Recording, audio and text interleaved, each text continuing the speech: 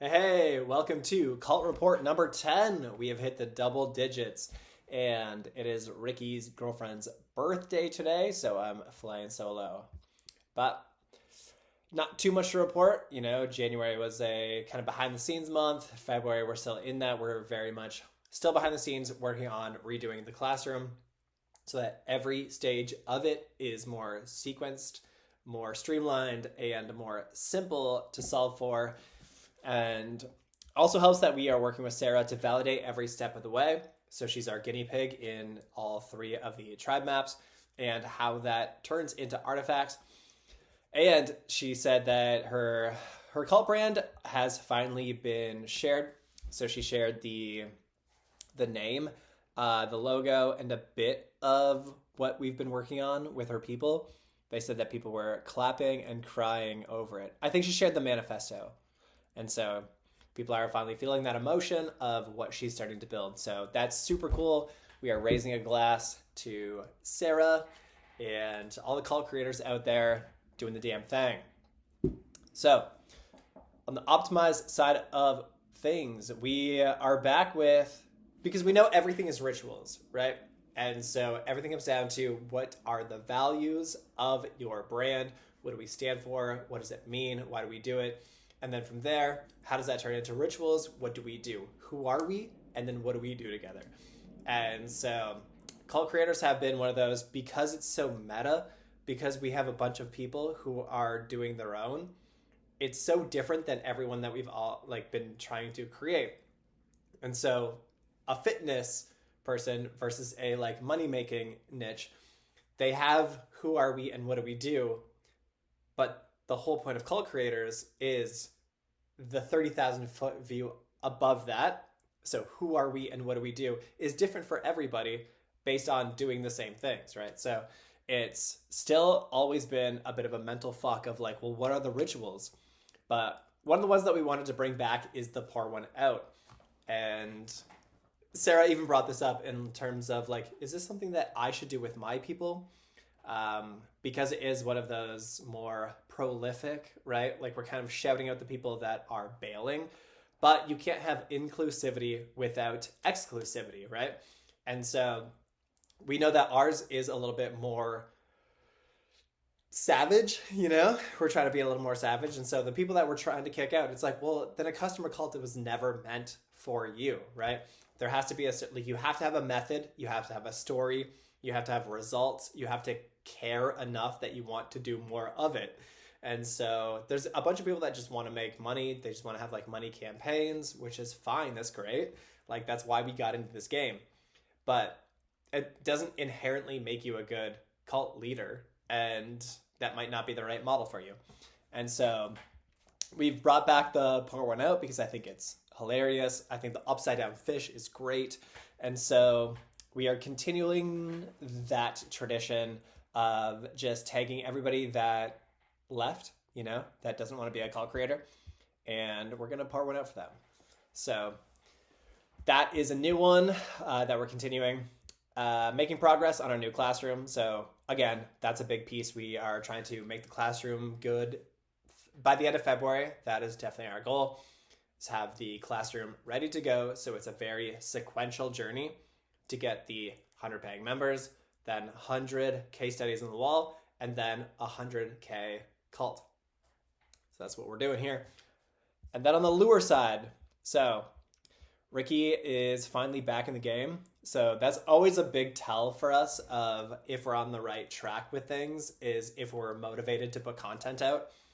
Because as soon as we're not, then, right now it's behind the scenes. So it's more of just a distraction of bandwidth.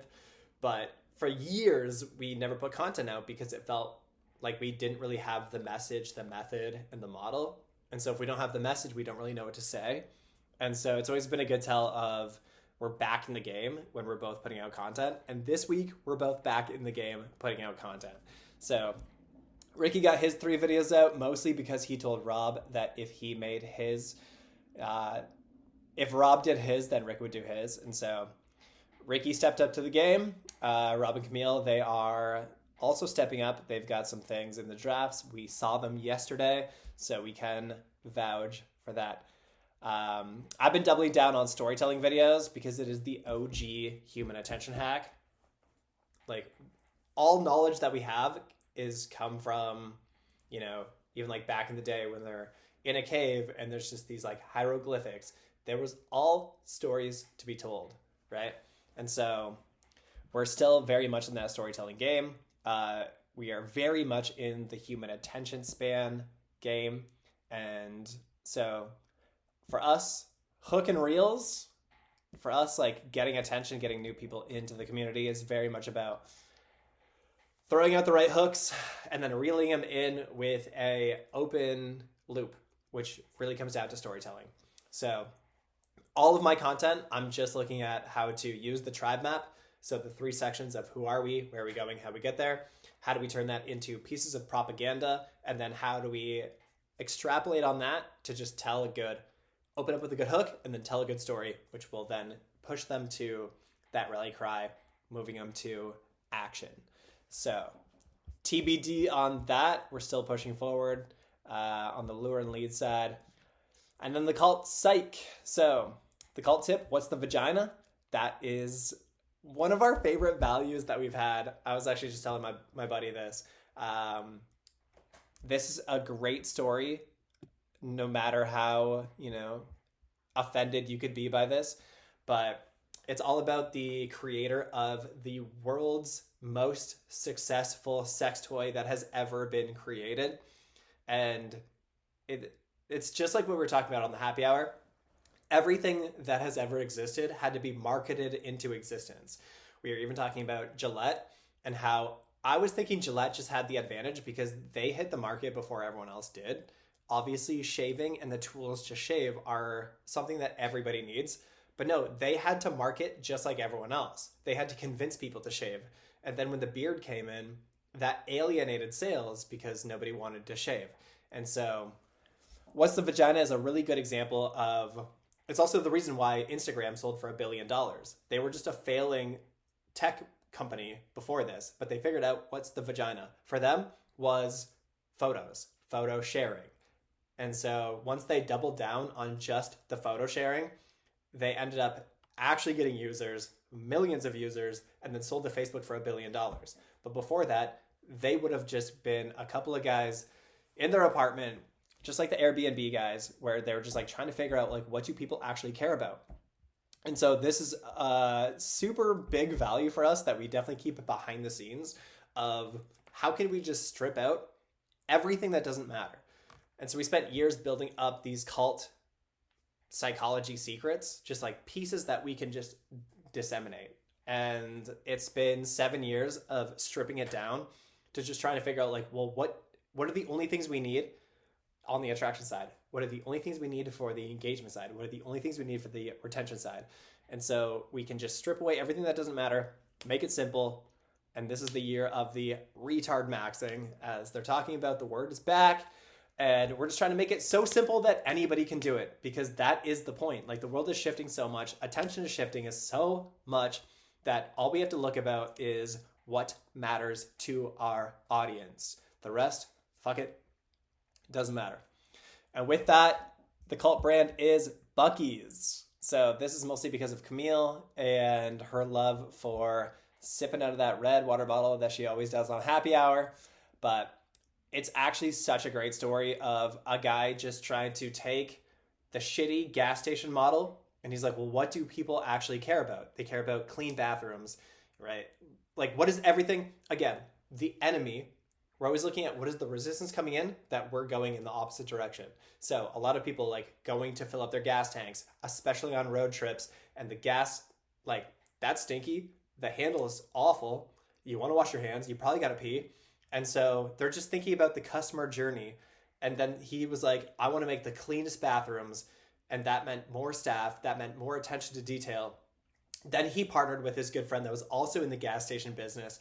And they said, I want to make Disneyland meets 7-Eleven. And so then they built the biggest store that they possibly could. It was the first Buc-ee's, and it made $10 million in the first year. So Like Ricky put here, because he built for belonging, people linger 3 times longer than any other convenience store, and 2/3 of their revenue comes from stuff inside, not the gas that brings them in. So, where everyone else in the gas station business focuses on the money. So, a truck will make 18 times the profit than a car will in terms of gas fill ups. But when you focus on who your person is, and so Bucky's really focused on the mom on the road trip wanting to pee with her kids, have some snacks, have a good experience. That's who they focus on. And so there's certain locations that won't even allow 18 wheelers to come in. And so they sacrifice 18 times the profit.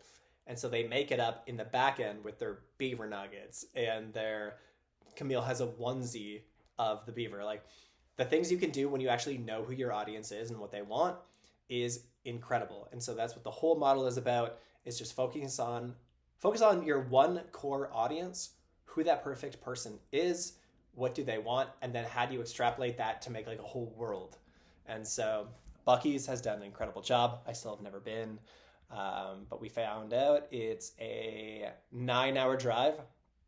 So maybe 2026 is our year. So again, Bucky's figured out what's their vagina. What is the one thing that people care about? Clean bathrooms was what started that whole thing. Because gas stations either don't have access to bathrooms, or they're dirty and everything is stinky and everything is just gross, then they're like, moms on a road trip with clean bathrooms. That was the core thing that people wanted.